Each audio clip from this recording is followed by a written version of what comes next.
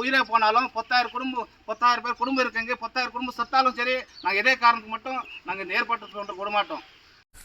జై జవాన్ జై కిసాన్. ప్రభుత్వం వారు ఈ ఎయిర్పోర్ట్ ప్రాజెక్ట్ని చేయి వదలకపోతే మేము రైతులు మా ప్రాణాలు ఇస్తామే కానీ మా భూములను మాత్రం ఎయిర్పోర్ట్కి ఇవ్వమని చెప్పేసి పోరాటం చేయడానికి కూడా సిద్ధపడినాము. సో ఇదే శనివారము నందిమంగళం గ్రామంలో పెద్ద మొత్తంలో రైతులు అంతా కలిసి, మా ఒసూరు తాలూకాలో ఉండే రైతులంతా కలిసి మేము పోరాటం చేస్తున్నాము.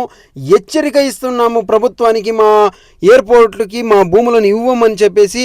సో మీరు రండి, మీ స్నేహితుల్ని అందరినీ తోడుకోరండి. మా భూములు ఏమీ పోయలేదు, మేమేమిటికి రావాలా అనొద్దండి. దయచేసి మీరంతా వచ్చి సహకరించి ఈ పోరాటాన్ని సక్సెస్ చేసి అందరి రైతుల భూములను కాపాడి అందరికీ సహాయం కావాలని చెప్పేసి నేను వేడుకుంటున్నాను.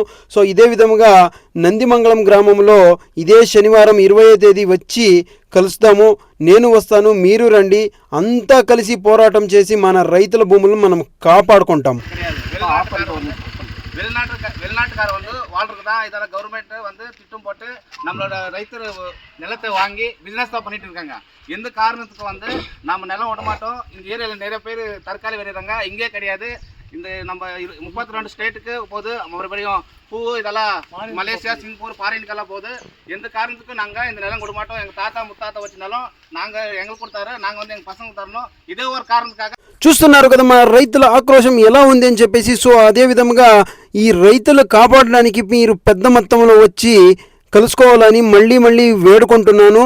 జై జవాన్ జై కిసాన్. దయచేసి ఈ వీడియోని ఎక్కువ మందికి షేర్ చేయండి, ఎక్కువ మంది పాల్గొని సక్సెస్ చేయాలని వేడుకుంటున్నాను.